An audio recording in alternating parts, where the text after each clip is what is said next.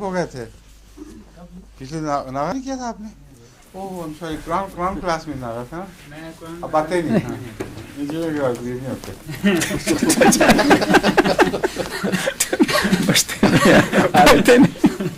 السلام علیکم ورحمۃ اللہ۔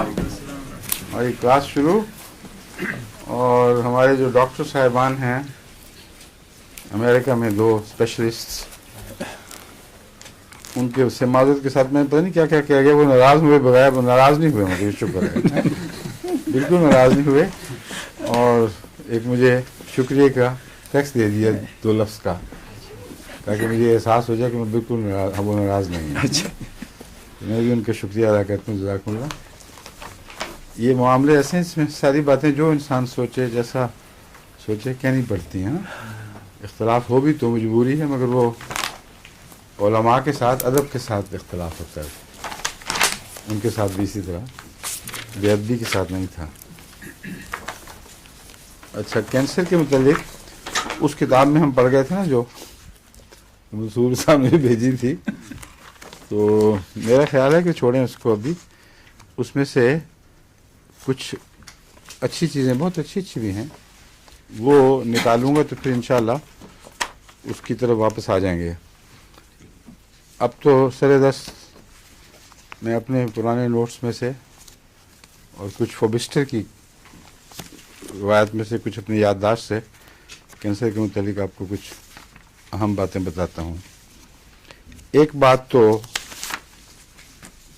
سلطان صاحب کی، ان کا نام سلطان ہے، ہاں، وہ بالکل صحیح ہے، وہ پتہ نہیں انہوں نے خود سوچی ہے یا کسی سے پڑھی ہے، میرا بھی یہی تجربہ ہے، اس میں کوئی بھی شک نہیں کہ کینسر کے دوران الیکٹرولائٹ کی پروپورشنز بدلنے لگتی ہیں، اور وہ اس لحاظ سے ہومیوپیتھ کے لیے ایک اہم علامت ہیں کہ ہر قسم کے کینسر کے ساتھ اس الیکٹرولائٹ کی پروپورشن کا ایک تعلق ہوتا ہے، اور اگر گہری نظر سے اس کا مطالعہ کیا جائے تو یہ معلوم ہو سکتا ہے کہ کون سی کمی ہے، کیا وجہ ہوئی ہے۔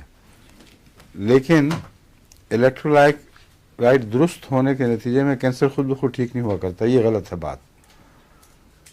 میرے نزدیک کینسر بگاڑتا ہے اس کو، اور چونکہ الیکٹرولائٹ جب تک صحیح نہ ہو، اس کے تمام جسم کے زندہ حصوں پر صحیح رد عمل نہیں ہو سکتے۔ اس لیے یہ ضروری ہے بہرحال کہ ہم خون کی آمیزش میں جو 12 کیمیا موجود ہیں، ان کا تناسب دیکھیں کہ وہ درست ہے کہ نہیں۔ میں نے اکثر ایسے مریضوں کو جن کا آخری وقت پہنچا اور جن کی رپورٹیں ڈاکٹروں کے یہاں امتحان کے بعد مجھے ملیں، اور بلا استثناء آخری وقت میں الیکٹرولائٹ بالکل لگتا تھا پاگل ہو گیا ہے، بالکل ریشوز بدل گئی تھیں، جتنا پوٹیشیم ہونا چاہیے اتنا نمک ہو گیا، جتنا نمک ہونا چاہیے اتنا پوٹیشیم ہو گیا، تو افراتفری پڑ جاتی ہے اندر۔ تو یہ کینسر کے، میرے نزدیک کینسر کے اثرات سے ہے، اور پہلے نہیں بدلتا، کیونکہ الیکٹرولائٹ کی حفاظت، اس کی جو آپس کے تناسب ہیں، ان کا خدا تعالیٰ نے بڑا پختہ انتظام کیا ہوا ہے، اور آخری وقت میں جا کر یہ پھر بگڑتا ہے۔ اسی طرح یہ بگڑتا ہے اگر بلڈ یوریا ہائی ہو جائے، اور یوریا اگر ہائی ہو تو کچھ عرصے کے بعد پوٹیش اور نیٹریم سوڈیم کے آئنز میں جو نسبت ہے وہ نہیں قائم رہتی، اور اس کے نتیجے میں پھر شدید تکلیفیں شروع ہو جاتی ہیں، پھر مریض گویا کہ ہاتھ سے نکل جاتا ہے۔ تو یہ ساری بیماریاں ایسی ہیں جن کے ہر پہلو پر جو زیادہ خطرناک، مثلا بلڈ یوریا ہے، لیوپس ہے، اور ایپیتھیلیوما ہے، اور بلڈ اور کینسر کی قسمیں ہیں، ان سب میں چاروں طرف نگاہ ڈالنی ضروری ہے۔ نفسیاتی لحاظ سے مریض کو حوصلے میں رکھنا، اور اس کے جسم کے اندرونی توازن کو درست رکھنا، اس کی بھوک پیاس کو واپس بحال کرنا، اور جن دواؤں سے بھی وہ ہو، وہ خود بخود آپ کو رہنمائی کریں گی کہ اس کی ضرورت ہے. یعنی بعض دفعہ نظریے کے ذریعے نہیں ملتی بلکہ کلینکلی دوا مل جاتی ہے. مثلا میں کئی دفعہ کوشش کرتا ہوں، جس مریض کی بھوک پیاس بند ہے، کینسر کی وجہ سے بگڑا ہوا ہے سب کچھ، تو میں جو بھی ذہن میں علامتیں اس کی آتی ہیں، جو بولتی ہیں، ان کے مطابق دوا دیتا ہوں، مگر بسا اوقات وہ دوا کام نہیں کرتی. اس کی وجہ یہ ہے کہ ایسے مریض مدتوں سے مختلف علاجوں میں مبتلا رہے ہیں، اور ان کی جو آخری صورت ہے وہ ہے نہیں جو مرض کی تھی. بس مرض کی اصل صورت جب تک بحال نہ ہو اس وقت تک یہ دوائیں سرسری سا کام کریں گی، اور اصل بیماری کا آپ کو پتہ کچھ نہیں، کیونکہ سب کچھ مل جل گیا ہے. اس لیے بعض دفعہ کینسر میں اگر وقت ہو تو تھوڑا تھوڑا کر کے اس کی اکانومی کو درست کرنا ضروری ہے. اکانومی سے مراد یہ ہے اس کے خون کی اقتصادیات، اس کے جسم کا توازن، ان کو آپ بحال کریں تو مریض پر بہت بہتر اثر پڑے گا. اس اکانومی کی درستی میں کینسر کے معاملے میں نیند ایک چیز ہے. جہاں نیندیں اڑتی ہیں وہاں بے چینی بڑھتی چلی جاتی ہے، اور یہ بھی معلوم ہوتا ہے کہ مرض نے گہرا اثر اعصاب پہ کر دیا ہے. بھوک، پیاس، قبض، نیند، یہ 4 چیزیں ہیں سادہ سی. ان پر اگر آپ توجہ کریں تو اگر آپ کے پاس وہ ذریعہ ہے بھی نہیں الیکٹرولائٹ کے انالیسس کا، تو یہ ٹھیک ہوں گی تو الیکٹرولائٹ ٹھیک ہی ہوگا ضرور، کیونکہ جب وہ بگڑتا ہے تو ان چیزوں پہ فرق پڑ جاتا ہے. نارمل جو حرکت ہے اس کی، انتڑیوں کی، معدے کی، یہ بحال ہی نہیں ہوتی جب تک اندرونی طور پر کچھ توازن نہ ہو. تو یہ 4 چیزیں میرے ذہن میں ایسی ہیں جن پر آپ کو ہمیشہ کینسر کے علاج میں نظر رکھنی چاہیے. کینسر کا اصل علاج یہ نہ بھی ہوں تو مددگار کے طور پر آپ کو ان دواؤں سے کام لینا چاہیے جو اس میں مددگار ثابت ہوتی ہوں. کینسر کے تعلق میں بعض بہت گہرے ایسے اثرات ہیں جو ہمارے معاشرے میں، ہمارے کھانے پینے کے طریقے میں وہ مل جل گئے ہیں اور ان کی طرف دھیان نہیں جاتا. مثلا ایلومین کے برتنوں میں، ایلومینا جو میٹل ہے، ایلومینیم، اس کو ایلومینا ہی لکھتے ہیں. ہومیوپیتھک میں ایلومن اور چیز ہے، ایلومینا اور چیز ہے. یہ ایلومینا میٹل کو، جہاں تک میرا تاثر ہے، میٹل کو کہتے ہیں. ویسے تو ایلومینم ہی ہے لیکن ایلومینا کہتے ہیں ہومیوپیتھک میں. تو ایلومینم کے استعمال کی وجہ سے اس کثرت سے انسان کے اندر ایلومینم کا اثر ہو گیا ہے کہ بہت سے ایسے مریض جن کو لمبے عرصے تک یہ زہر ملا ہے ان کی شناخت مشکل ہوتی ہے، کیونکہ رفتہ رفتہ اس نے تبدیلیاں پیدا کی ہیں اور اس کی علامتیں اتنی نمایاں کھل کر سامنے نہیں آتی کہ آپ اس کو پہچان سکیں، اور بہت آہستہ اثر کرنے والی یہ ایک زہر ہے. بعض 25-30 سال تک ایلومینیم کے برتنوں میں کھایا جا رہا ہے، اور جب اس کے اثرات اکٹھے ہو جاتے ہیں تو ان میں ایک چیز جو نمایاں طور پر میں نے نوٹ کی ہے وہ ہے آرٹیریوسکلیروسس کی طرف رجحان بڑھ جاتا ہے.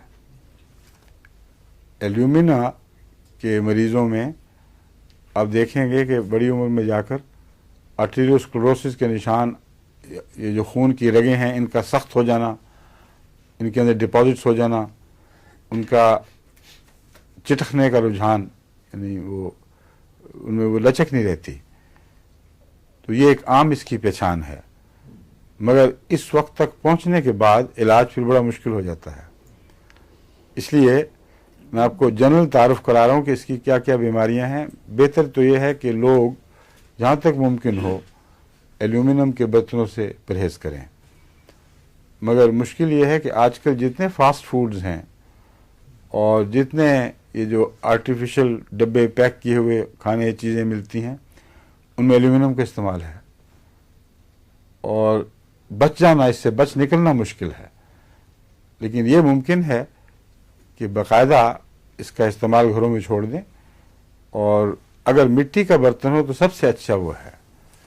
میں نے ایک دفعہ کلابی بھجوایا تھا ربا میں، پھر آیا نہیں فائدہ، آیا تھا مٹی کا برتن کوئی دیگچی، مٹی کی دیگچیاں بنوانی چاہیے ہمیں، ایسی جن کے ارد گرد لوہے کا چھلا اور پھر ذرا سا ہٹ کر لکڑی کا مٹھا پڑا ہو، کہ بڑی بھاری ہوتی ہیں وہ، اور ذرا ہٹا کر مٹھا آگے نکلا ہو اس لوہے کے چھلے کے ساتھ جڑا ہوا۔ تو پلاؤ کی طرز کے پلاؤ کے لیے بھی ایسی دیگچیاں اور دوسری چیزوں کے لیے بھی، مگر وہ جو بند طرز کی دیگچی ہے وہ ہمارے یہاں مشکل سے چلے گی۔ اول تو اس کی صفائی بڑی مصیبت ہے، اندر ہاتھ پھیرنا گھوٹنا ہے، اور تنگ منہ والی، وہ اس لیے لوگوں کو پسند تھی ہمارے ملک میں کہ اس کو اگر ڈھک کے بند کر دیں تو بڑی جلدی دم پخت اس میں ہو جاتا ہے، مگر اوپر رکھنے والا ایسا ڈھکنا بھی بن سکتا ہے جس سے جو بے مٹی کا نہ ہو، کسی اور میٹل کا ہو، فٹ ہو سکے۔ آج کل ہمیں ان چیزوں کی توجہ کرنی چاہیے تاکہ آسان چیزیں بنا کر ان پہ محنت کر کے ان کو پھر مارکیٹ کیا جا سکتا ہے، مہیا کر دیا جائے۔ مٹی کے برتنوں کا مزید فائدہ یہ ہے کہ جتنا مزہ مٹی کے برتن میں کھانے کا ہے اتنا کسی اور برتن میں نہیں ہے۔ مٹی میں ہلکی آنچ پر، جس میں پانی ڈالے بغیر سبزی اور گوشت جو گلتے ہیں، اس کا مزہ، اس کی خوشبو ہی بالکل اور ہے۔ مرغا بھی سادہ آپ سالن والا پکائیں تو مٹی کے برتن میں اس کا بالکل اور مزہ ہے، اور یہی وجہ ہے کہ دیہات میں جہاں مٹی کے برتن استعمال ہوتے ہیں ان کے کھانے کی کوئی مثال نہیں ہے شہروں میں۔ ان کا کوئی یہ سمجھ نہیں آتی کیا ہے انہوں نے ایسا تازہ اور خوشبودار کھانا۔ تو جب بھی مجھے موقع ملا، میں نے پتہ کیا تو مٹی کے برتن استعمال ہوتے ہیں۔ پتہ کیا، جہاں مجھے ٹھہرایا جاتا تھا عام طور پر ایک ہی بڑا کمرہ ہوتا ہے جہاں مہمان کو بھی ٹھہراتے ہیں، وہ ان کا ڈرائنگ روم بھی ہے، ڈائننگ روم بھی، اور برتنوں کا کمرہ بھی، اور چھتیاں لگی ہوئی ہیں نیچے سے اوپر تک سجے ہوئے برتن اور منجھے ہوئے، اور جو دوسرے پیتل کے برتن ہیں ان کو بھی مانج کے پالش کر کے بہت صاف کیا ہوا، اور مٹی کے برتن بڑے بڑے دکھائی دیتے ہیں وہاں، اس لیے صاف پتہ چل جاتا تھا، یہ پوچھنے کی کوئی ضرورت بھی نہیں پڑی حقیقت میں۔ لیکن جب بھی پوچھا تو پتہ یہ بھی جواب یہی ملا کہ ہم مٹی میں ابھی تک مٹی کے برتنوں میں کھاتے ہیں۔ تو یہ علاج کی خاطر بھی اور اچھی عمومی صحت کے لیے بھی ہمیں مٹی کی طرف جہاں تک ممکن ہو واپس جانا چاہیے، ورنہ پھر سٹین لیس سٹیل سب سے اچھا، اس کا متبادل سٹین لیس سٹیل ہے، اس کا وہ گھلتی بھی نہیں، اور وہ انسانی جسم میں اتنا زیادہ وہ داخل ہے جز کے طور پر فیرم، کہ اس کا کوئی نقصان نہیں ہوتا، بلکہ فیرم میٹیلیکم اگر ہومیوپیتھک اثر ہو تو عورتوں کے رحم کی گٹھلیوں میں اور اس قسم کی بیماریوں میں ایک حیرت انگیز دوا ہے، اور لوگ کم استعمال کرتے ہیں اس کو، مگر ہے بہت اچھی۔ اس لیے یہ جو فیرم میٹیلیکم ہے اس کی طرف بھی پہلے کی نسبت زیادہ توجہ دینی چاہیے، اور اس کے برتنوں میں کھانے کا کوئی نقصان نہیں ہے، کم سے کم یا میرے علم میں نہیں آیا یا اتنا لمبا عرصہ نہیں لوگوں نے اس برتنوں میں کھایا کہ ہمیں پتہ لگ سکے کوئی نقصان۔ تو ایلومینم یا ایلومینا میں سب سے نمایاں چیز ایپیتھیلیوما ہے، ایپیتھیلیل سیل کا کینسر، اور اس کینسر کی جتنی مختلف شکلیں ہیں وہ ڈاکٹر صاحب آپ کو بتائیں گے۔ حضور یہ ایپیتھیلیم جیسے حضور پہلے بتا چکے ہیں کہ یہ لائننگ جو ہے کسی بھی جو ہمارے جزو ہیں، اعضاء ہیں، ان کے اندر ہوتی ہے، اس کو ایپیتھیلیم کہتے ہیں، چاہے وہ مثانے کا ہو یا ہوا کی نالی یا کسی چیز کا بھی، میوکس ممبرون ہو یا کچھ بھی ہو، جی اس کو ایپیتھیلیم۔ بالکل ٹھیک۔ تو وہ ایپیتھیلیم ان سیل سے ان خلیوں سے اگر کوئی کینسر ابھرے تو نہیں، میں یہ پوچھ رہا ہوں، یہ تو سب کو بتا چکا ہوں پہلے جی سر، میں یہ پوچھ رہا ہوں کہ کس کس نام کے کینسر ایپیتھیلیوما جی سر آگے کہاں کہاں کس کس شکل میں ظاہر ہوتے ہیں؟ یہ میں نے عرض کیا جہاں بھی کہیں یہ ہوگا کسی اس کو کیا کیا نام ہوں گے پھر؟ مثلا کڈنی کا کینسر ہے، جی حضور، اس کو بھی ایپیتھیلیوما نہیں حضور، اس میں اس کا ایپیتھیلیم تو نہیں ہے نا جی حضور، کیونکہ وہ خول، وہ جسے کہتے ہیں نا اندر کی اس کی جھلی، اندر کی جھلی، ہاں، اس کے جو کینسر ہیں اس کسی بھی عضو کا، اور اس کا یورینری بلیڈر کا، جی بلیڈر کا ہے، اس کو کسی بھی، ایپیتھیلیوما ہے، جی حضور، ہے نا؟ جی حضور، اس کو کیا کہتے ہیں؟ اس کو بھی یعنی ایپیتھیلیم آف یورینری بلیڈر، اچھا، یعنی ایپیتھیلیل کینسر آف بلیڈر، وہ جس عضو کا ہے اس کا نام پھر آگے آ جائے گا۔ اور اس کا گال بلیڈر کا، گال بلیڈر کا بھی وہ پینکریاس کا، سوری ناٹ پینکریاس، دی گال بلیڈر کا جو کولیسسٹائٹس کی وجہ سے بعد میں پھر اس کو کیا کہتے ہیں؟ وہ بھی ایپیتھیلیم، اگر وہ لائننگ سے نکلا ہے تو اس کو اس پہ تو کئی نام رکھے ہوئے ان لوگوں نے، نہیں حضور، جو ہے کینسر ہے، جو ایپیتھیلیل ٹیشو ہے اس سے جو نکلتا ہے اس کو ایپیتھیلیم کہہ دیتے ہیں، ایک ہی نام سب جگہ جہاں بھی ہوگا وہ، اچھا، لیکن جو اور کوئی نام نہیں دیتے، کارسینوما نہیں کہتے اس کو؟ کارسینوما جو ہے وہ تو ان کی جو ڈیپر لیئرز ہیں نا ان کی وجہ سے پھر ہوگا، ہوتا ہے نا مگر، ہاں جی، لیکن یہ ایپیتھیلیل ٹیشو نہیں ہے حضور، وہ یعنی ایپیتھیلیل ٹیشو جو ہے سیکشن میں نہیں ہوتا، جی، مگر وہ جو کینسر ہے مثلا مثانے کا کینسر، جی، یا پروسٹیٹ گلینڈ کا کینسر، جی حضور، کیونکہ پروسٹیٹ حضور پھر وہ الگ ہے، ٹھوس ہے نا حضور، وہ الگ چیز ہے، جی حضور، اس میں نہیں ہے، مگر مثانے کا تو ہے نا، جی حضور، جی حضور، وہ ایپیتھیلیوما ہے یا اس میں بھی کارسینوما ہو سکتا ہے؟ اس میں حضور مختلف، مثلا جیسے اچھا ان کی آگے جو ہے نا فلیٹ سیلز ہیں یا کولمنر سیلز ہیں، ان کی وجہ سے اسکویمس سیل ٹھیک ہے، کہہ دیتے ہیں، جو فلیٹ سیلز ہیں، لیکن ایپیتھیلیم سارے ایپیتھیلیم ہیں، ٹھیک ہے، ان میں جن کا فلیٹ سیلز ہیں ان کو اسکویمس سیل۔ اب سن لیں، ایلومینا ایپیتھیلیوما کی چوٹی کی دوا ہے، ٹھیک، اور بھی دوائیں ہیں میں ابھی بتاتا ہوں، لیکن ایپیتھیلیوما کی چوٹی کی دواؤں میں ایک ایلومینا ہے، اس میں ایک پہچان ایسی ہے جو آپ کی مددگار ہوگی جہاں ایلومینم دوائی ہوگی، وہ یہ ہے کہ اس میں سویلنگز اور ایرپشنز کے رجحانات بہت ہوتے ہیں، اگر بچوں میں بھی ہوں، ورم آ جاتی ہو مختلف جگہوں پر اور ایرپشنز ہوں، جیسے جلدی بیماریاں اس قسم کی ابھر رہی ہوں، تو یہ ایک پہچان ہے کہ ایپیتھیلیوما ایسا ہے جس کو ایلومینا سے بھی تعلق ہے اور وہ اس کو کنٹرول میں لا سکتا ہے۔ یہ ایلومن بھی اور ایلومینا بھی دونوں ملتے جلتے ہیں اس اپنے اثر میں، اور اس کے علاوہ جو خاص دوائیں یہ قابل توجہ ہیں وہ ہیں آرسنک، لیکسس، سلفر، کونیم،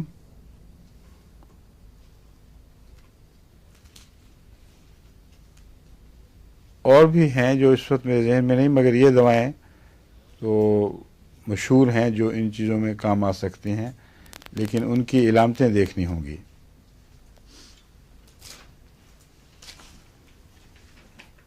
کونیم کی علامتوں میں چکر بھی ہیں، کونیم کی علامتوں میں ایسی کیفیت بھی ہے کہ کوئی انسان مثلا محروم ہو جائے اپنے ساتھی سے، بیوہ ہو جائے اور ابھی اس کی زندگی کی جوانی کے دن ہوں، تو ایسی خواتین میں پھر چکروں کا رجحان بعض دفعہ پیدا ہو جاتا ہے، اور اگر ان کا صحیح علاج نہ ہو تو ان میں یہ ایپیتھیلیوما کا رجحان بھی بڑھ جاتا ہے۔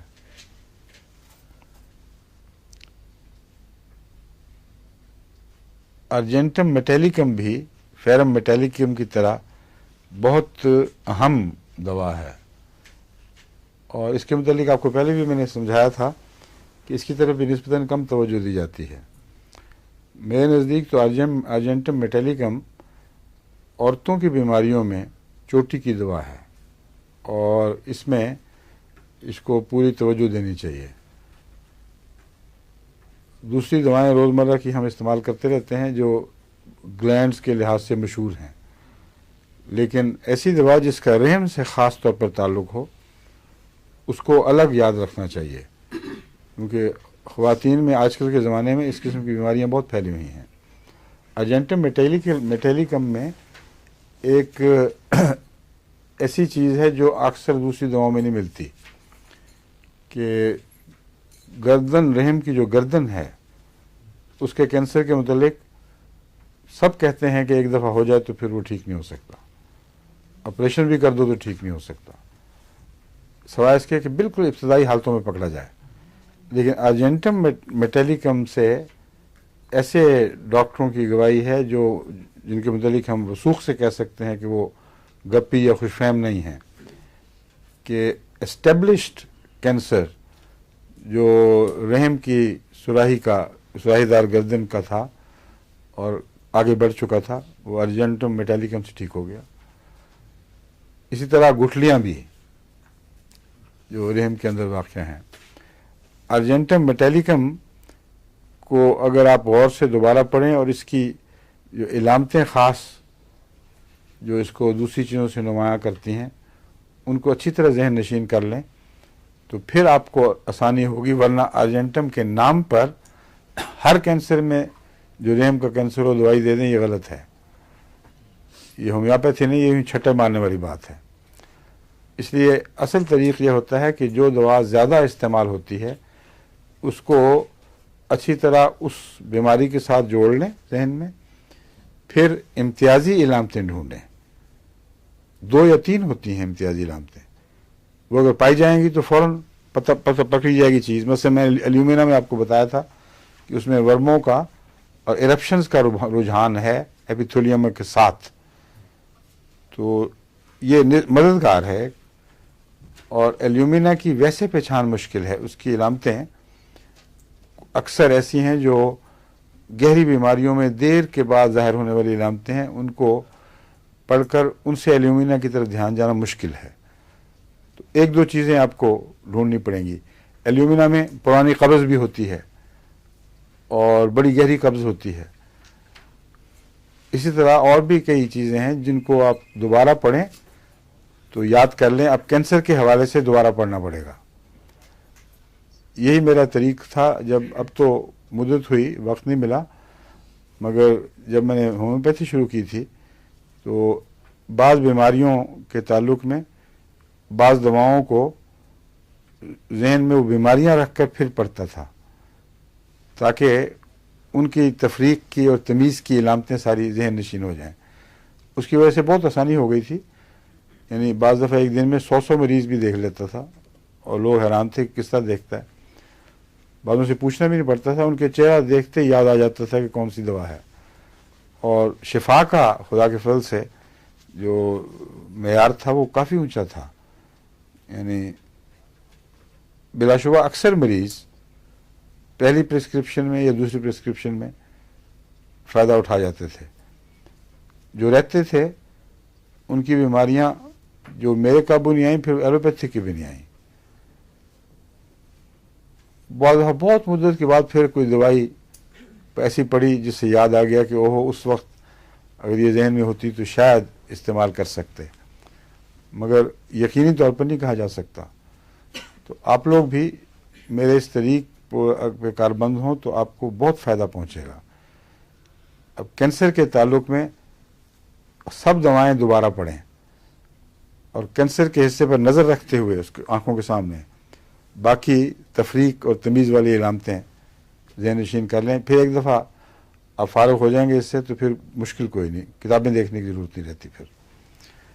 تو ارجنٹم میٹیلیکم کا میں آپ کو بتا رہا ہوں, اس کا جو ریکارڈ ہے یوٹرین کینسرز میں, ٹیومرز میں, enlargement of ovaries, infiltration of the tissue, ان سب چیزوں میں یہ چوٹی کی دوا ہے.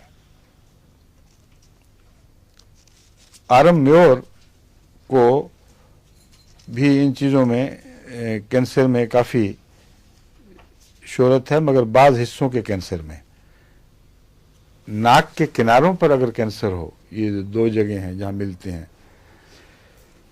اس میں آرم میور کو خصوصی شہرت حاصل ہے. اور اسی طرح زبان کے کینسر میں اس کی جو باقی علامتیں ہیں وہ آپ کو یاد ہونی چاہیے. کئی دفعہ آپ کو بتایا آرم میور کا مریض کیا کرتا ہے، اس میں خودکشی کا رجحان پایا جاتا ہے، ہاں، گہرے غم کا رجحان پایا جاتا ہے، اور بھی اسی طرح کی چند علامتیں ہیں، وہ یاد رکھ لیں. تو جہاں ناک کے کنارے کا کینسر دکھائی دے گا آپ کو لمبی تحقیق کی ضرورت نہیں. اور اسی طرح اس کے جو زبان کا کینسر بڑا سخت ہوتا ہے، بہت ہی تکلیف دہ چیز ہے، اس میں بھی یہ مفید ہے. زبان کے کینسر میں نے آپ کو بتایا تھا کہ چھالیا، بتایا تھا نا آپ کو کہ نہیں، چھالیا سے ہوتا ہے. جن لوگوں کو عادت ہے چھالیا کھانے کی، تمباکو نہیں کھاتے، ان کے بھی ہو جاتا ہے. اس لیے جب ڈاکٹر کہتے ہیں کہ تمباکو سے زبان کا کینسر ہوا ہے تو بعید نہیں کہ تمباکو چونکہ پان میں ڈال کے کھایا جاتا ہے اور چھالیا ساتھ ہوتی ہے، اس لیے اس کی وجہ سے ہوا ہو. چھالیا کا پتہ کریں، اس کا ہومیوپیتھک کچھ کوئی بنایا ہوا ہے کہ نہیں، کوئی نسخہ اس کی دوا ہومیوپیتھک بنی ہے کہ نہیں؟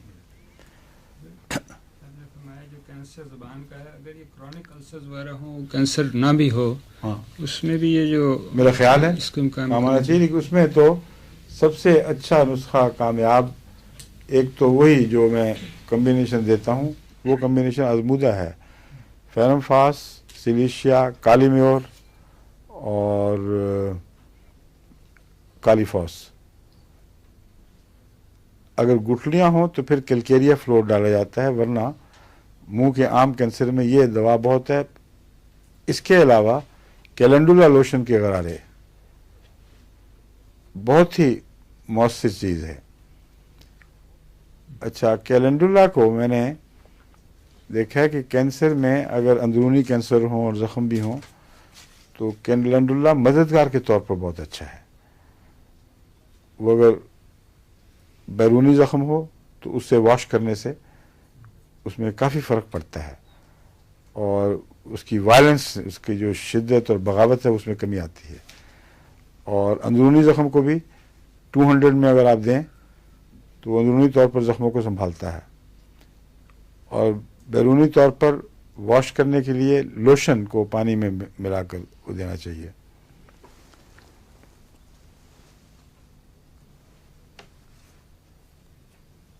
آرم میور میں اور کوئی چیز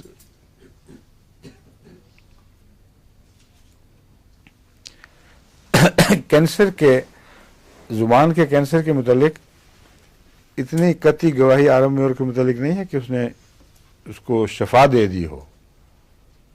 اللہ کے فضل سے ارجنٹم میں جو باتیں ہیں اس میں تو قطعی گواہیاں ہیں کہ شفا ہو جاتی ہے خدا کے فضل کے ساتھ. اس میں یہ محاورہ ڈاکٹر استعمال کرتے ہیں ڈاکٹر کے، یوزفل کا مطلب یہ بھی ہو سکتا ہے کہ شدت میں کمی آ جائے، اس کے پھیلاؤ میں کمی آ جائے، مگر ضروری نہیں کہ شفا بھی ہو جائے. مگر وہ جو میں نے نسخہ دیا ہے وہ کینسر میں بھی استعمال ہونا چاہیے ساتھ، سلیشیا والا. برومیم کو بھی بہت شہرت ہے اور یہ کیوریٹو ہے. یہ برومیم کو ٹوبرکلوسس میں بھی شہرت ہے اور کینسر میں بھی کیوریٹو کے طور پر.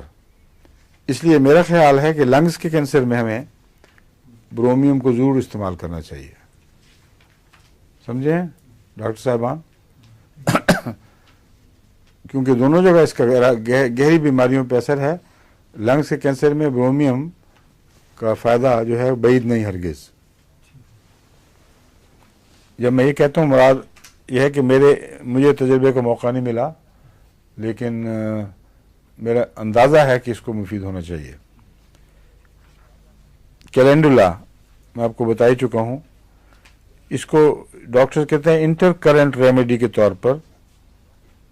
ایکرک ڈسچارجز کو یہ ٹھیک کرتا ہے اور جسم کو ان سے صاف کرتا ہے.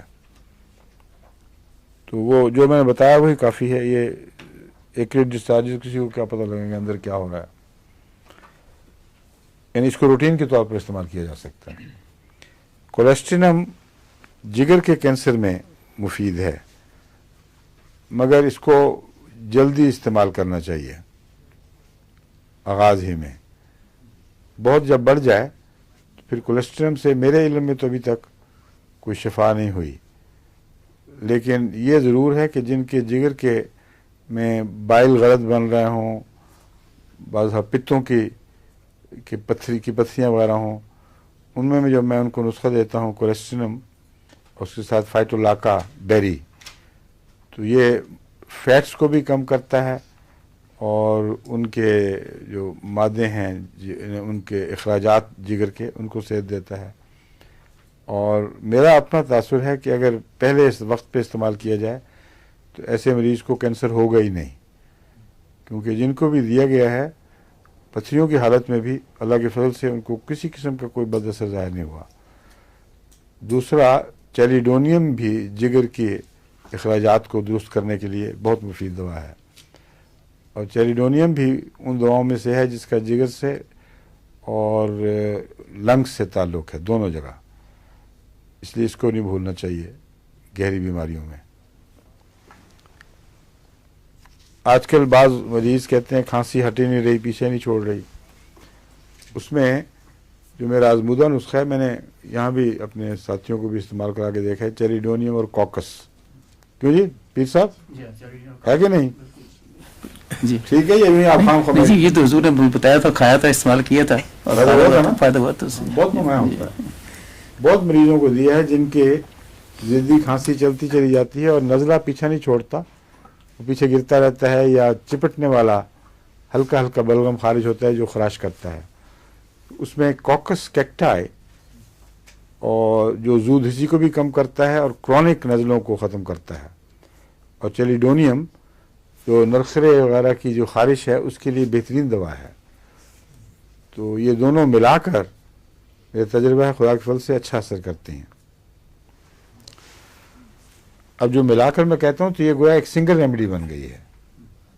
اس کو ایک سنگل ریمیڈی کے طور پر ٹریٹ کیا جا سکتا ہے ان چیزوں میں. آفتاب صاحب مرحوم کو بھی آپ نے دیا تھا، بہت فائدہ ہوتا ہے ان کو بہت. اب مرحوم کے تو آپ نے لوگوں کو ڈرائی دی ہے، ان کی وفات کا اس سے کوئی تعلق نہیں. بالکل وہی بات دیکھی ہے. اس طرح کینیڈا گئے تو آسفا کو چونکہ تھی شوگر کی بیماری، تو ایک لڑکی آئی وہاں خدمت کا کام کرنے کے لیے، کھانے پر ڈیوٹی دینے کے لیے. تو میں جب واپس آیا تو باتیں کر رہی تھی، تو یہ بتا رہی تھی کہ میری امی کو شوگر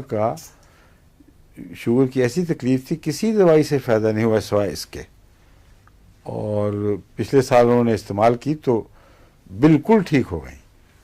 تو آسفا بہت دلچسپی سے اچھا یہ، تو آخر پہ آسی نے پوچھا تو ان کا اب کیا حال ہے؟ وہ تو مر بھی چکی ہیں تو فوت بھی ہو گئی. ایک دم میں نے جو چراغ بجھتے اتنی جلدی نہیں دیکھی آنکھوں میں دلچسپی کے. آسفا کیا یوں ایک دم بتی بجھ گئی.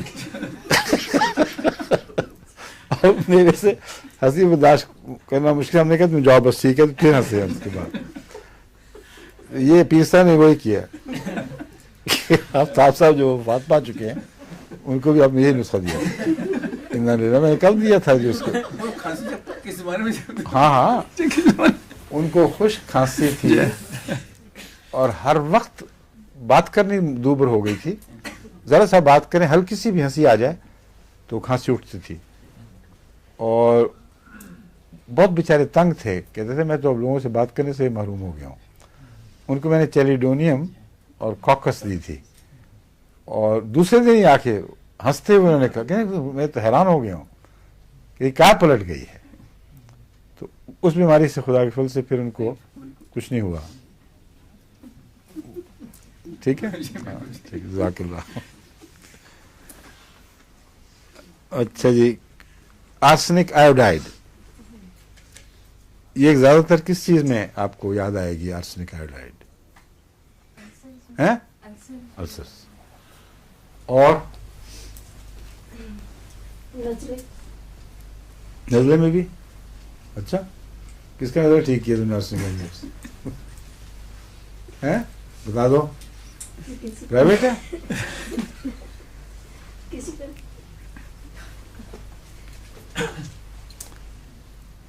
یہ کہا جاتا ہے کہ کافی نمایاں اثر اس کا یوٹرس کے کینسر کو کنٹین کرنے میں ہے.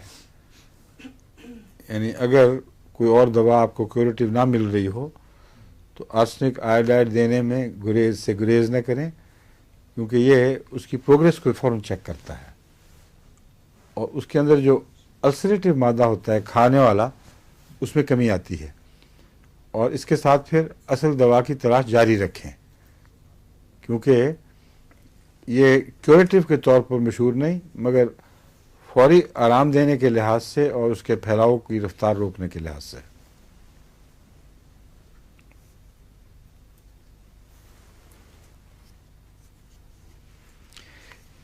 ایسی مریضائیں جن کو جلن بہت ہو اور کینسرس مادے کے اخراج سے ایک بہت ہی خوفناک بدبو اٹھتی ہے، آرسنک آیوڈائڈ ان دونوں چیزوں میں بہت جلدی اثر دکھاتا ہے.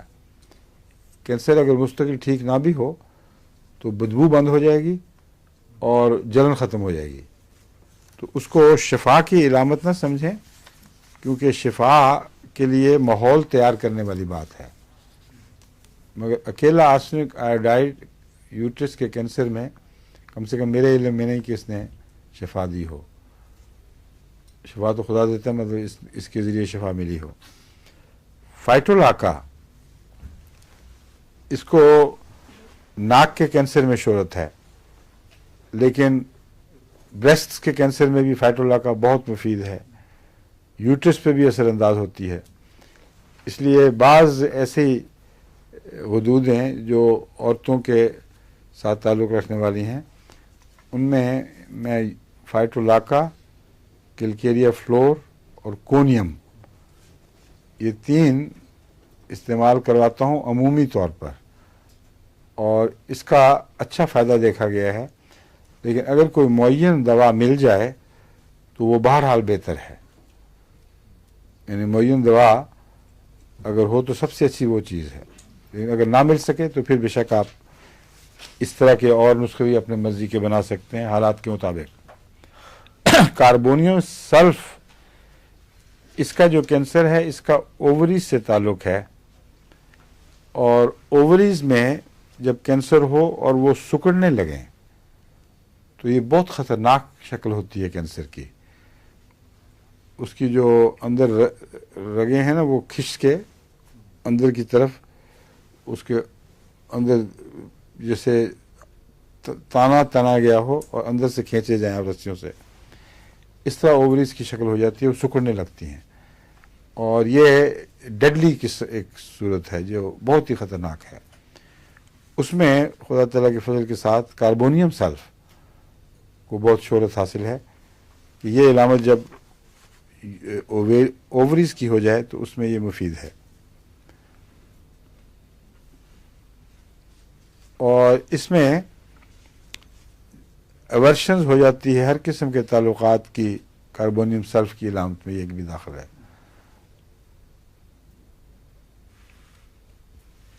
کاربو اینیمیلس کس چیز میں مشہور ہے؟ رحم کے کینسر میں اور گردن میں بھی، سمجھے؟ لیکن گردن میں سب سے اچھی دوا کون سی ہے؟ ارجنٹم میٹیلکم. ابھی بتایا تھا آپ کو. کیا وہ الگ ہے، وہ بھی بتاؤں گا بعد میں. نہیں، پہلے بتا چکا ہوں. میں کہہ رہا ہوں کہ ابھی میں نے جو نوٹس لکھے ہوئے تھے اس میں ان کا نام ابھی آیا نہیں، ابھی صرف کاربو ویج تک میں پہنچا ہوں. وہ اپنی باری پہ وہ بتاؤں گا آپ کو، سمجھ گئے؟ لیکن کاربو اینیمیلس کا خاصہ کیا ہے؟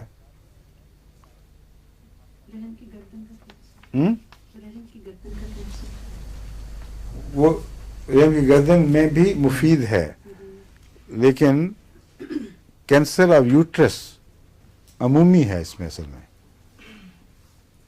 یوٹرس کے کینسر میں کاربو اینیمیلس، اس کی خاص علامت یہ ہے کہ اس کی درد جس طرح کولوفائلم کی درد رانوں کے اندر سے نیچے اترتی ہے، اس طرح कार्बो यानी मेलिस की दर्द भी नीचे उतरती है, या जो मुज़क्कर पढ़ते हैं दर्द उतरता है नीचे, ठीक है।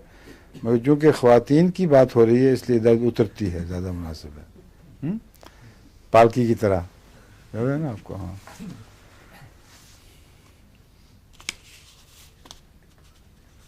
सीपिया को मुतलिक भी शोहरत है।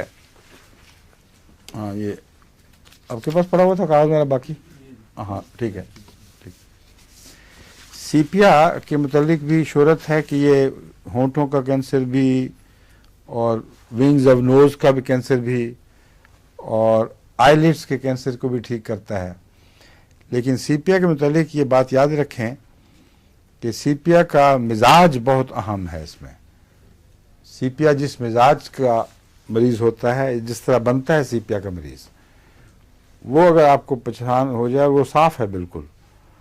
यानी लंबे अरसे तक देखभाल करना, केयर करना, बोझ तले दबे रहना और फ़िक्रें लेकिन अपनी ज़ात में अपने ऊपर ही बोझ लिए रखना, जब वो ऐसा मकाम आता है कि उसके बाद ज़्यादा बर्दाश्त नहीं हो सकता, तो एक इलामत यह है कि अचानक अपने प्यारों को, जो दिल से प्यारे हों, उनको इंसान गैर नज़रों से देखने लग जाता है और फिर आहिस्ता आहिस्ता लगता है जैसे उनकी मोहब्बत सर्द हो गई है।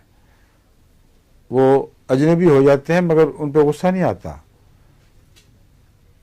अंदर ताकत बुझ जाती है प्यार की, क्योंकि उनके बोझ उठाए हुए होते हैं, इसलिए उसमें मज़ीद ताकत नहीं रहती। ये अक्सर मरीज़ाएँ होती हैं मरीज़ों की बजाय, और जिनमें ये अलामतें पाई जाएं और पता हो कि उससे पहले पैशनेट थे। बाद लोग ये बेवकूफ़ी करते हैं कि सीपिया के मरीज़ में हमेशा से ही सख्ती तलाश करते हैं, और नक्शा उसका ये खींचा हुआ है कि छोटा सा हिप सुकड़ा हुआ और बच्चे पैदा करने के नाअहल गोया के और पत्ता फटा सा बदन। ये बिल्कुल गलत है, पता नहीं क्यों इतना जोर दे दिया गया है। इस वजह से दुआओं में तस्वीर उभरी है कि जो नक्शा है कि अपने खामों से प्यार नहीं, अपने बच्चों से प्यार नहीं, दिलचस्पी कोई नहीं, तो कहते होंगे वो फट्टा ही होती होगी वो। ये पल्सटिला का मरीज़ बुनियादी तौर पर जो है प्यार करने वाला, मोहब्बत करने वाला, ख्याल रखने वाला, वो जब टूटता है तो वो फिर सीपिया में बदलता है। इसलिए इस नक्शे पर जब भी मैंने दवा दी है, जब मुझे पता लगा, तो मरज़ का नाम कुछ भी हो, तीर बहदफ है, वो हैरत अंगेज़ असर दिखाती है, क्योंकि इसका उस गहरे मिजाज से ताल्लुक़ है। कैंसर में भी आप टामक टोइयाँ इधर उधर मारने की बजाय अगर सीपिया का मरीज़ हो या सीपिया की मरीज़ा हो तो उसको आप सीपिया दें पहले, और फिर देखें अगर उसने संभाला तो इसमें इतनी ताकत है खुदा के फजल से, इतनी गहरी दवा है कि जिस्म के अंदर गहरे असरात पैदा कर देती है, जो रफ्ता रफ्ता फिर हर किस्म की मरज़ से निपटने की ताकत रखते हैं। अब आर्सेनिक की बात हुई थी। आर्सेनिक एल्बम भी एक आम मारूफ दवा है। इसको आमतौर पर पैलिएटिव के तौर पर इस्तेमाल करते हैं। पैलिएटिव से मुराद है जो बीमारी की शिद्दत में कमी पैदा करता है। जो चीज़ बीमारी की शिद्दत में कमी पैदा करती है उसको पैलिएटिव कहते हैं। तो आर्सेनिक को कैंसर में जो बेचैनी पैदा होती है, जो नींदें उड़ती हैं और कई किस्म के तवाहमात और फिक्रें, और फिर सोजिश पैदा होती है कैंसर से, इन सब चीज़ों में आर्सेनिक मुफीद है, मगर पैलिएटिव के तौर पे। और अगर इसको ऊंची ताकत में दिया जाए जबकि मरीज़ आखिरी दमों में हो, तो इतना जल्दी सुकून पैदा करती है कि कोई और दवा इसका मुकाबला नहीं कर सकती। 1 लाख ताकत में बाद मरीजों को मैंने दिया है। यानी बाज़ डॉक्टर कहते हैं कि अगर इसको दोगे तो फिर मरीज़ मर जाएगा, जल्दी आराम से मरेगा। ये गलत है। आर्सेनिक से मरीज़ नहीं मरा करता। आर्सेनिक मैंने हर किस्म के कैंसर के मरीजों को दे के देखा है, आराम देगी और मौका दे देंगी आपको कि वो दवा के आप उसका इलाज तसल्ली से कर सकें। लेकिन अगर टर्मिनल हो गया हो, आखिरी इलामतें आ गई हों और एक किस्म का मौत का फैसला सादिर हो चुका है, उस वक्त आर्सेनिक की एक ऊंची ताकत की दवा, एक खुराक जादू की तरह काम करती है। सब तकलीफें ख़त्म, सब खौफ ख़त्म। हमारी अपनी एक अहमदी खातून पीछे चंद साल पहले वफ़ात हुई उनके मुताबिक मुझे उनका बच्चों का फ़ोन आया कि ये हालत है, सख्त बेचैनी, बड़ा कर्ब है और आखिरी दम है। तो जो डॉक्टर दवाइयाँ देते थे वो जितनी दे सकते थे दे चुके हैं। तो मैंने उनको कहा कि आप फौरी तौर पर आर्सेनिक एल्बम जो मैंने पहले ही रखवाई हुई थी वहाँ CM में, एक खुराक दे दें। और उसके बाद फिर इत्तला मिली कि यूँ मालूम होता है कि जादू सा हो गया है, हल्की वनूदगी, नींद उड़ी हुई थी, बिल्कुल पुरसकून नींद आ रही है, आंखें खोलती हैं, बात करती हैं, कहती मुझे कोई तकलीफ़ नहीं, लेकिन डूब रही थी साथ साथ। तो 24 घंटे के अंदर वफ़ात हुई, मगर पूरे सुकून के साथ, और बच्चे भी उस पर बहुत मुतमईन और खुश। तो ये वो दवा है जो मैंने इस्तेमाल करके देखी है, इसमें ये लाजिमन असर है। और कैंसर की दर्दें अगर वो ख़ास तौर पर हड्डियों के कैंसर से शुरू हुआ हो, कैंसर लंग्स में हो, किसी और जगह हो, हड्डियों के कैंसर के दर्दों में जो फैल चुका हो, ऑक्सैलिक एसिड से बेहतर कोई दवा नहीं। ऑक्सैलिक एसिड 30 में मेरे तजुर्बे में है कि खुदा के फल से ये भी जब असर दिखाती है तो फिर जादू की तरह और पूरा काबिल एतमाद। ये नहीं कि आज दिखाया कल ख़त्म हो गया। जब दर्द लौटेगी उसकी एक खुराक आप मुंह में रख दें, डाल दें और बिला ताख़ीर फ़ौरन दर्द गायब, जैसे थी ही नहीं। तो ये बहुत ही आला दवा है। इसके अलावा मैंने इस्तेमाल करके देखी है पेट के दर्दों में, जहाँ और कोई दवा हाथ में आ रही हो और मरीज़ काबू से बाहर निकला जा रहा हो, शदीद दर्द हो, उसमें भी ऑक्सैलिक एसिड चोटी की दवा है। फिर दाढ़ की दर्दों में, आसाबी बहरी बीमारियों में, उसमें ये मुस्तकिल फ़ायदा नहीं देती कैंसर की तरह। कैंसर के दर्दों के साथ उसका ख़ास जोड़ है, लेकिन ये जो कैंसर की किस्म है उसमें याद रखें, हड्डी का कैंसर उसमें इसके साथ ख़ास ताल्लुक़ रखता है और उसके नतीजे में पैदा होने वाली तकलीफ़ें। लेकिन दाढ़ की दर्द और ऐसी तकलीफ़ें असाब की कुचले जाने के नतीजे में, उसमें मुफीद तो है मगर मुस्तकिल फ़ायदा नहीं देती। इसलिए जब तक आप उस बीमारी का इलाज न करें जो दर्द पैदा कर रही है, उस वक्त तक सही तौर पर आप इसका इलाज नहीं कर सकते। एक सेकंड, मुझे एक छोटा सा काम रह गया था, एक अभी आया मैं, 1 मिनट में है। आप लोग बैठे रहें, इसे रखें। और कोई क्या बातें करेंगे इस अरसे में आप लोग? आपके डॉक्टर साहब लेक्चर शुरू कर दें अपना। हाँ? वो तकरीर शुरू हो जाए किसी हमारी। बैठे रहो, मैं भी आ रहा हूँ।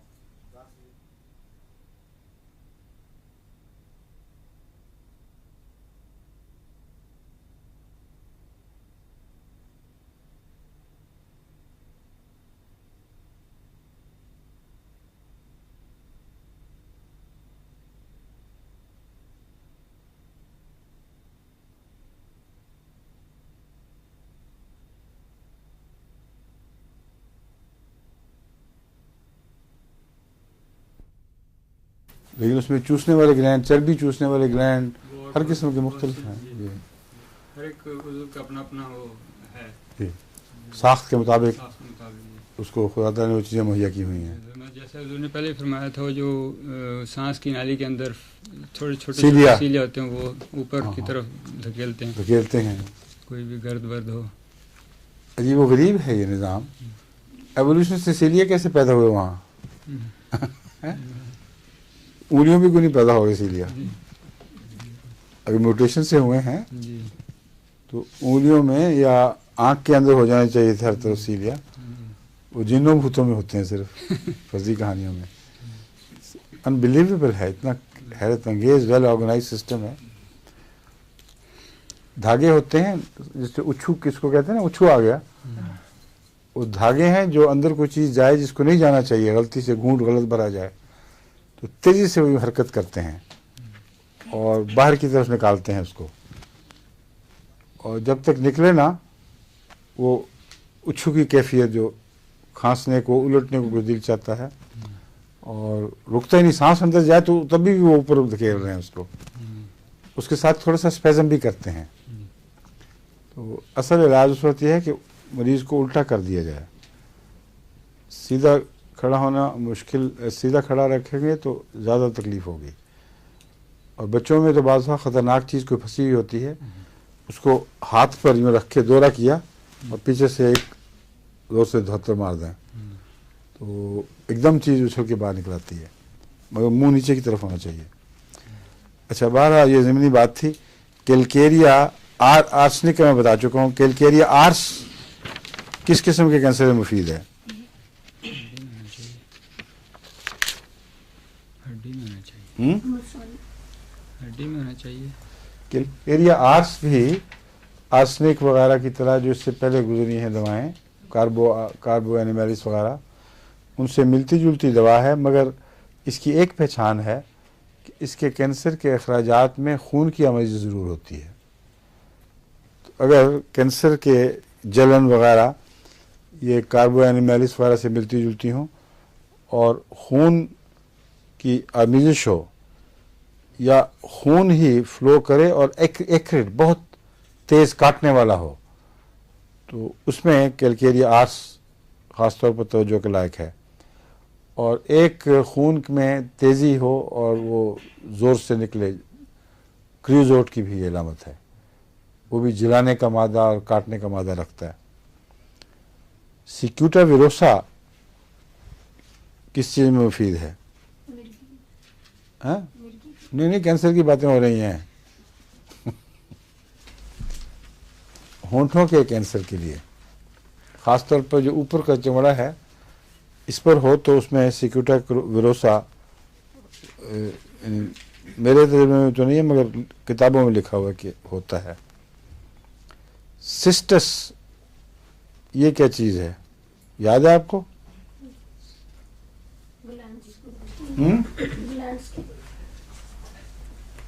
کیا گلینڈز بڑھ جاتے ہیں؟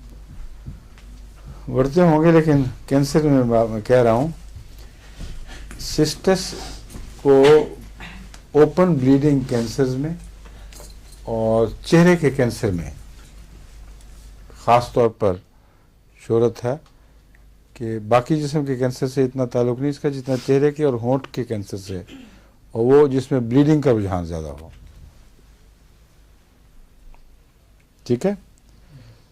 چہرے کا لیوپس بھی اور اوپن بلیڈنگ کینسر اگر باہر کی طرف ہو جلد پر تو اس میں شہد کا استعمال نہ بھولیں. شہد کے پھائے 2-3 دفعہ رکھ کر اس کو بدلا جائے، وہ پانی نکالتے ہیں اور واقعتاً مفید ہیں. یہ کوئی سنی سنائی بات نہیں ہے، اس پہ ریسرچ ہو چکی ہے. یعنی میڈیکل سائنس نے اس بات کی تصدیق کی ہے کہ کھلے کینسر میں جس میں ریزولوشن نہیں ہو رہا، یعنی خون بہتا ہے، پیپ نہیں بنتی، پتلی پتلی جھلی پیپ کی آتی ہے، اس پہ اگر شہد کا پھایا رکھا جائے بار بار 2-3 دفعہ دن میں تو وہ گلا دیتا ہے اس کینسر کو اور پیپ بن کے وہ بہہ جاتی ہے گٹھلی. تو یہ تو ایک انگلستان کے تحقیقی جرنل میں نے ایک دفعہ پڑھا تھا، اس وقت سے یاد ہے کہ یہ تحقیق شدہ چیز ہے. اور کونیم کے متعلق ایک دفعہ ضمن بتایا تھا، ابھی آپ کو تھوڑی دیر ہوئی. اس کی کیا خاص علامتیں ہیں؟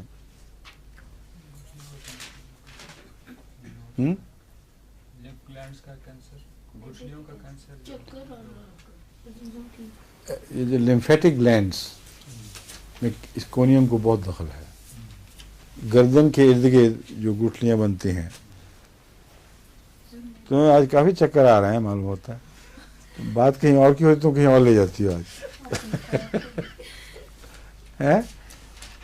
कोनियम चक्कर की दवा तो मशहूर है, हम इस वक्त कैंसर की बात कर रहे हैं। कहेंगे कैंसर कहाँ का हो तो कहते चक्कर आते हैं मैदे के कैंसर में मुफीद है, मगर मैदे के कैंसर में अक्सर लेट हो जाता है। कोनियम में मैदे का कैंसर जब पता चलता है उस वक्त तक कोनियम लेट हो जाता है, और पैलिएटिव तो हो जाता है, फिर क्योर नहीं हो सकती।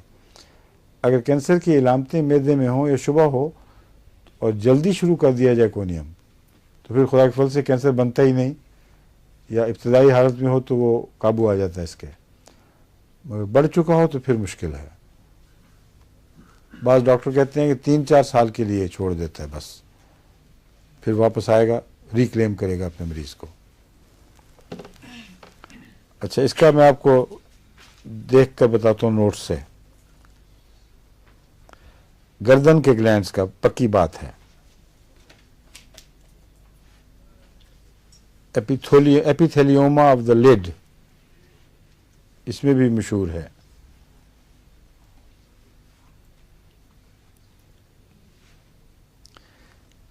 नाक में भी कहते हैं मुफीद है, चीक्स में भी मुफीद है, और स्टमक के अल्सर में, अल्सरेशन में भी, और कैंसर में भी।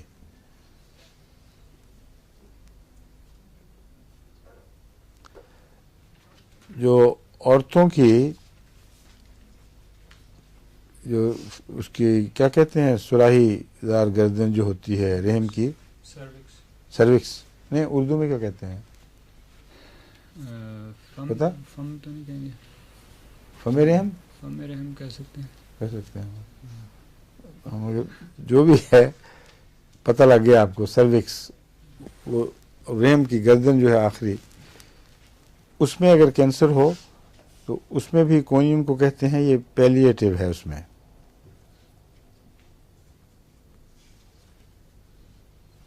Restrained cancerous growth of the cervix, जिसका मतलब है कि रोकने में मददगार है, शिफा की ताकत इसमें नहीं है।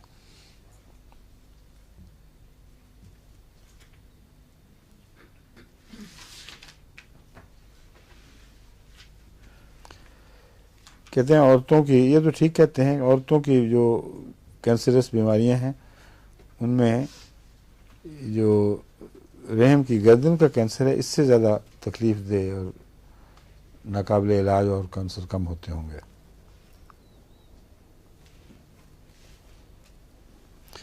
ये जो फाइंडिंग है ये पुराने होम्योपैथिक डॉक्टर्स की भी है और गालिबन मौजूदा एलोपैथिक डॉक्टर्स की भी, क्यों नहीं? ठीक है, ठीक है ना। कैलकेरिया कार्ब, ये बहुत गहरी दवा है। कैलकेरियस कैंसरस अल्सर्स लिखा हुआ है इसमें, मगर मेरे तजर्बे में है कि ये हड्डियों के कैंसर में भी मुफीद है और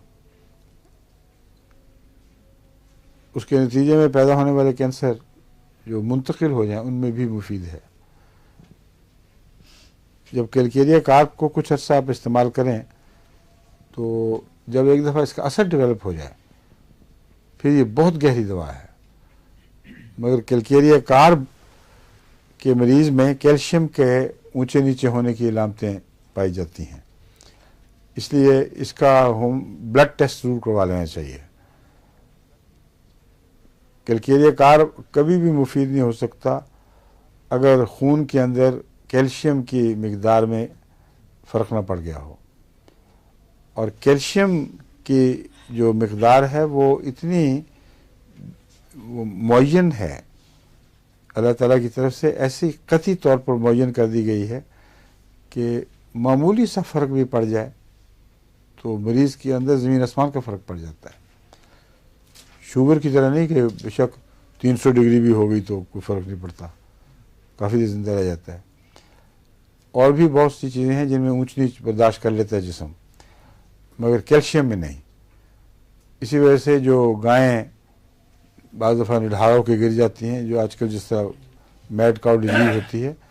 اس کے علاوہ بھی بعض بیماریاں گاؤں میں ہوتی ہیں جو ماؤتھ اینڈ فوڈ ڈیزیز اور اس قسم کی چیزیں جن میں گائے میں سے ایک دم طاقت ختم ہو جاتی ہے.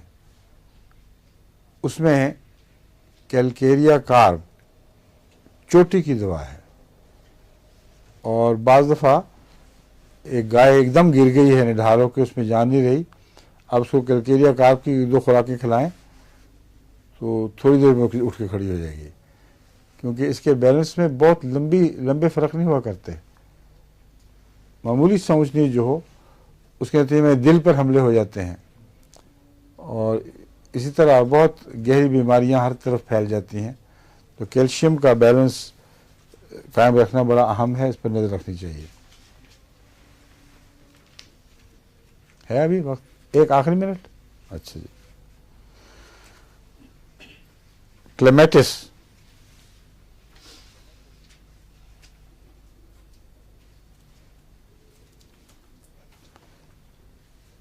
کلیمیٹس کے متعلق بھی کہتے ہیں کہ یہ گہری دوا ہے. اس کے متعلق پورا ابھی کام نہیں ہوا کہ کن کن حصوں میں زیادہ اثر انداز ہوگی, لیکن دائیں طرف کے جو مردانہ اعضاء ہیں ان میں کلیمیٹس کا تعلق ہے.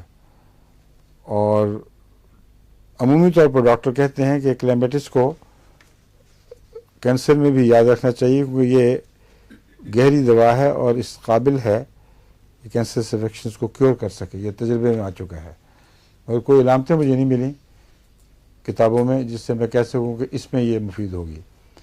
تو کلیمیٹس کا مطالعہ اپنے طور پر کریں پھر دوبارہ, اور اس کی شناخت کر لیں, تاکہ اگر کسی کینسر کے مریض میں کلیمیٹس کی علامتیں موجود ہوں عمومی جو اس کی کانسٹیٹیوشن کی, تو اس میں استعمال کریں, انشاءاللہ تعالی فائدہ مند ہوگی.